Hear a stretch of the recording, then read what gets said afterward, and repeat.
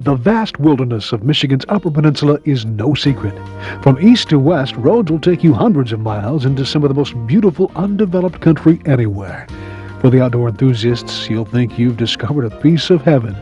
There's hunting, fishing, camping, hiking, swimming, diving, scores of beautiful natural waterfalls, and some of the best skiing in the country. Snowmobiling you just won't believe. And to top it all off, some of the friendliest and hospitable people alive. All that is asked of you as a visitor to God's country is to respect the area as they do. Leave it as you found it. We at Michigan Magazine have found a special type of person north of the Mackinac Bridge, and that's what draws us northward to the UP for extended journeys at least once a year.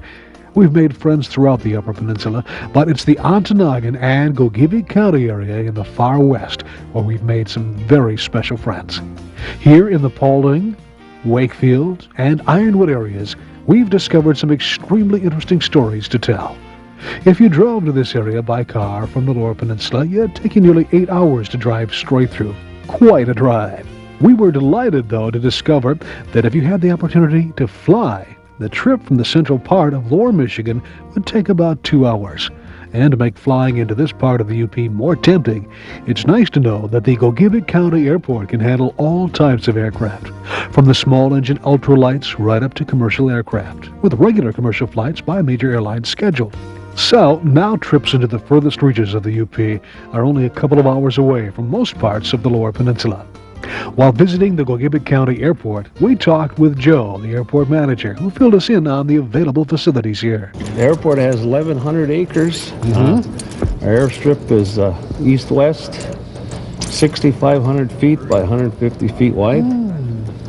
And we can accommodate all the way up to 727s. How long have you had a runway that big to accommodate? Is this something, a fairly new project, is it? In 1978, they expanded, which used to be a 5,400 foot strip when they had Convair 580s flying in here. And then when Republic started coming in, they had DC-9s, and then the runway had to be expanded in those years, and they spent nearly $7 million to update the new runway, land acquisitions, and the zoning for the approaches. We have all the accommodations, all the nav aids here. And a beautiful hangar facility here, too. Well, this hangar here was built in 1938 in WPA days. Oh, really? And you can see the construction of it.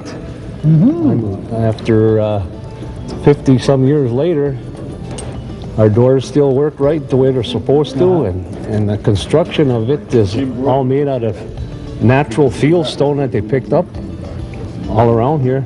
Next year, our project will be taxiways and aprons. We'll update those.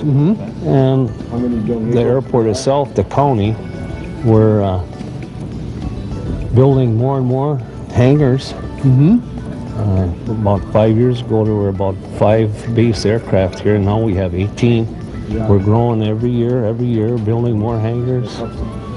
And the businesses around here are using the airport more and more. So you have a beautiful facility here, and a lot of special events happen here. We've got fly-ins, we've got the Young Eagles, and all sorts of neat things happening here, too. So you're pretty well community involved, too. Right. And we try to get more and more people involved in the airport, because today it's a viable link to any activity that's going on now, especially in the wintertime. We have a few planes sitting here now in the summer, but in the wintertime we've got 50-60 of them here sitting on the ground for a weekend skiing. I see. Even with our 150 plus inches of snow in the wintertime, in the last 3 years, we've been closed about 8 hours. Really? Is that it? Yeah. We have all the modern facilities of snow removal. And we spend a lot of time out here in the wintertime. A year-round airport here in North Country. Well, Joe, thank you very much for appearing in Michigan Magazine. Well, and we'll be around and looking at a little bit more of what's happening here at the airport. Fine. Thank you. You're welcome. The area is rightfully proud of this fine airport, providing the area with modern air transportation to the Upper Peninsula.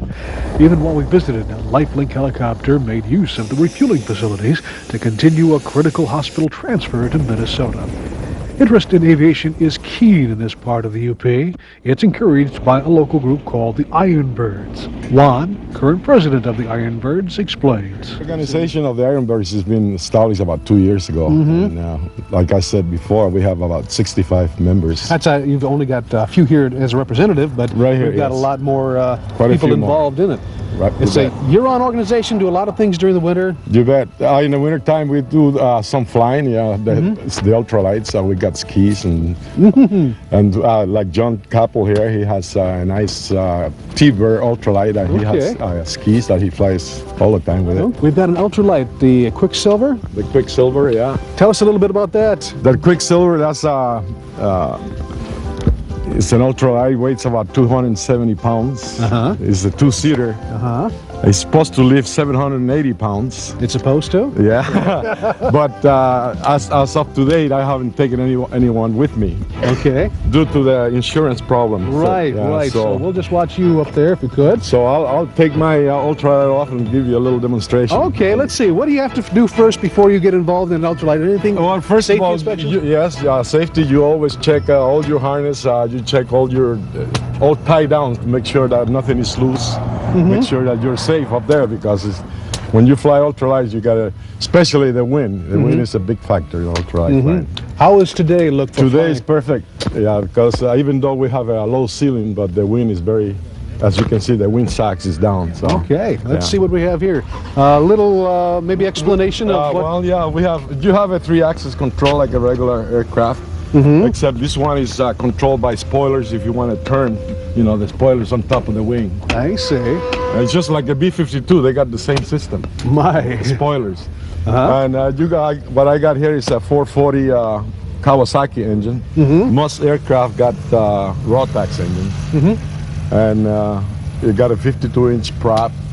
And basically you got, all the tricycle landing gears. And you hold about 6 gallons of fuel. And the propeller's in the 6 gallons? This is a pusher. Oh, you burn about 3 gallons an hour. 3 gallons an hour. Well, that's not bad. No, and, not too bad. If you run out of gas, can you? You coast can glide. You got a 9-to-1 ratio of gliding. 9-to-1 ratio. And that has happened. So. Has it? Oh, okay. Yes. You have to suddenly find some area to land. They can land pretty much in places yeah, it's open fields. You always, when you're flying a couple of thousand feet up, you're always keeping an eye for open road or an open field in case something does happen with your engine. Yes. Yeah, just normally. It's a sixth sense you develop to look for You fields. betcha. Yeah. It's a matter of safety. Matter of safety safety for your own. How high have you had this, the highest? For about 4,500 feet. Or you can go up to 10,000 feet. My gosh. Yes. The winds change, though, from layer to layer. Yeah, it does. Yeah, so a lot of times you check the weather briefing just to make sure. Juan's enthusiasm for aviation and the IronBirds was evident, as it was among all the IronBirds that were there that day. Included among the IronBirds members are a few local World War II heroes, like John Capel, who flew P-38s in 50 missions, seeing a lot of action over Africa. And Sandy, an ace pilot who flew a Hurricane aircraft in over 400 sorties. And there was Bob Carley, who flew SBD dive bombers for the Navy during the war for 3 years. Many IronBirds are pilots. Some have retired, but are still interested in the main thrust of the organization, that being to spread the interests of the world of flight. Other members we met that day included Clayton Randall, a veteran pilot with 20 years of flight experience, piloting 172s and an antique air coupe. And there's Bernie Jacobson, who flies an ultralight, a sharp Quicksilver GT400. Bernie, like most of the other IronBirds, has been with the group since their beginnings over 2 years ago. The members are extremely proud of their involvement in the Young Eagles program, a program developed by an organization called the Experimental Aircraft Association, which was founded in 1953 to welcome young people into the world of aviation. Pilots fly into the airport to answer questions from young eagles who range in age from 8 to 17. The young eagles are then given a ride in an actual aircraft. There are approximately 100 young eagles in the GOGEBIC County area. In another interesting note, we found that IronBirds, John Capel and his son John also are involved in aviation on a daily basis. We're loggers. We cruise timber, count trees, and plan our roads. all out of the airplane. It's a two-seater, is it, or yours? Yeah, it's two-seater. So you and John go up there and you do a little work at the same time. Sure. You say it's work, but you have a lot of fun. Oh, yeah. Fun work. It's fun work. To fly over the beautiful countryside of the Upper Peninsula is awe-inspiring. And speaking of awe-inspiring sights, from the GOGEBIC County Airport, you can see one of the most inspirational and captivating points of interest, that being the Copper Peak ski jump. IronBird Bob Carley explains. Copper Peak is the only ski flying hill in the United States and Western Hemisphere. It's the largest artificial ski jumping hill in the world. And we get ski flyers from all over the world. The hill record is 500 and I think it's 22 feet now, 522. That was set last year by this young kid from Austria. So now you know just how accessible and beautiful the furthest reaches of the UP are. Within a couple of hours, you too can be in God's country via air. A big thanks to the GOGEBIC County Airport and the IronBirds for sharing that day with us and for making us honorary members of such a great organization.